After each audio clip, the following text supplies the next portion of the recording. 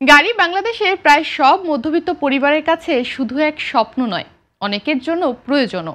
তবে স্বপ্ন আর সাধ্যের মধ্যে যে যোগসূত্রটি থাকে সেটি সবসময় সহজে মেলে না। অনেক মানুষ তাদের স্বপ্ন পূরণের জন্য ব্যাংক বা আর্থিক প্রতিষ্ঠান থেকে ঋণ নিয়ে গাড়ি কেনেন।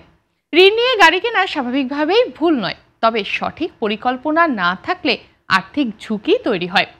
একটি মধ্যবিত্ত পরিবারের কাছে একটি গাড়ি কেনা মানে তিল তিল করে জমানো টাকা দিয়ে অনেক কষ্টের টাকা খরচ করে সেই গাড়ি কেনা।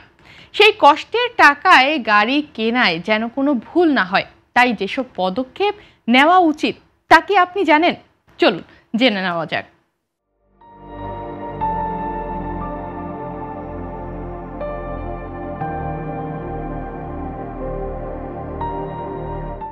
প্রথমেই বাজেট ঠিক করা জরুরি।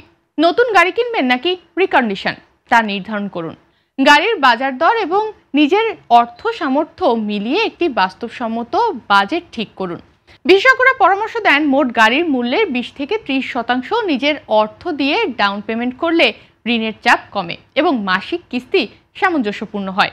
ঋণ নেওয়ার ক্ষেত্রে ব্যাংক ও আর্থিক প্রতিষ্ঠান বেছে নেওয়াও অনেক গুরুত্বপূর্ণ। বাংলাদেশে বেশ কয়েকটি বেসরকারি ব্যাংক এবং আর্থিক প্রতিষ্ঠান গাড়ির ঋণ প্রদান করে থাকে। উল্লেখযোগ্য প্রতিষ্ঠানগুলোর মধ্যে রয়েছে আইপিডিসি, আইডিএলসি, লঙ্কা বাংলা, ব্র্যাক, সিটি, ডাচ বাংলা এবং ইস্টার্ন। বর্তমানে কিছু ব্যাংক সরাসরি গাড়ি বিক্রেতার সঙ্গে চুক্তিবদ্ধ হয়ে সহজ শর্তে ঋণ প্রদান করছে। ঋণ নেওয়ার আগে প্রতিষ্ঠানগুলোর শর্ত, সুদের হার, সার্ভিস চার্জ এবং ঋণের মেয়াদ ভালোভাবে যাচাই করা জরুরি।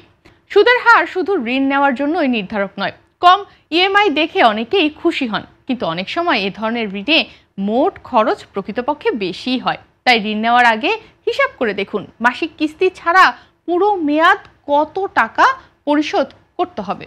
আর্থিক পরিকল্পকরা বলেন মাসিক কিস্তি আপনার আয় অনুযায়ী হওয়া উচিত। সাধারণভাবে আয়ের 20 থেকে 25% বেশি ইএমআই রাখা নিরাপদ। এর বেশি হলে মাসিক খরচে চাপ পড়ে এবং অন্যান্য প্রয়োজনের জন্য টাকা কমে যায়। গাড়ি কেনার ক্ষেত্রে বাজার দর যাচাইও অত্যন্ত গুরুত্বপূর্ণ। একই মডেলের গাড়ি এক এক জায়গায় এক এক দামে বিক্রি হয়, তাই বিক্রয়.com, ফেসবুকের গাড়ি বিক্রয় সম্পর্কিত পেজ এবং স্থানীয় গাড়ি বিক্রেতা থেকে দাম যাচাই করা উচিত। সঠিক বাজার দর জানা থাকলে একই গাড়ির জন্য অপ্রয়োজনীয় অতিরিক্ত খরচ এড়িয়ে যাওয়া সম্ভব হয়। গাড়ির বাইরের চেহারা দেখে সিদ্ধান্ত নেওয়া কিন্তু অত্যন্ত বিপজ্জনক। বিশেষ করে রিকন্ডিশন বা পুরনো গাড়ির ক্ষেত্রে যান্ত্রিক পরীক্ষা করা জরুরি। একজন বিশ্বস্ত মেকানিক নিয়ে আপনি যদি ইঞ্জিনের শব্দ, স্মোক, ব্রেক ও গিয়ার বা সাসপেনশন পরীক্ষা করান তাহলে কিন্তু এটা আপনার জন্য অনেক ভালো হবে। গাড়িতে যান্ত্রিক সমস্যা থাকলে পরে বড় অঙ্কের মেরামতের খরচ হতে পারে। নতুন গাড়িতেও কিছু ক্ষেত্রে ছোটখাটো সমস্যা দেখা দিতে পারে, তাই যাচাই করা ভালো। সবচেয়ে গুরুত্বপূর্ণ হলো গাড়ির কাগজপত্র, registration certificate, tax token, fitness, engine ও চেসিস নাম্বার, ইন্স্যুরেন্স সবকিছু যাচাই করে তারপরে আপনার গাড়ি কেনা উচিত। কোনো কাগজপত্রের সমস্যা থাকলে গাড়ি কেনা কিন্তু উচিত না, বা সেই গাড়িটা আপনার কেনা উচিত না। কাগজপত্র ঠিক থাকলে ভবিষ্যতে আইনি জটিলতা এড়ানো যায়। সংক্ষেপে বলা যায় যে ঋণ নিয়ে গাড়ি কেনা ভুল নয়, কিন্তু তা হতে হবে বুঝে শুনে।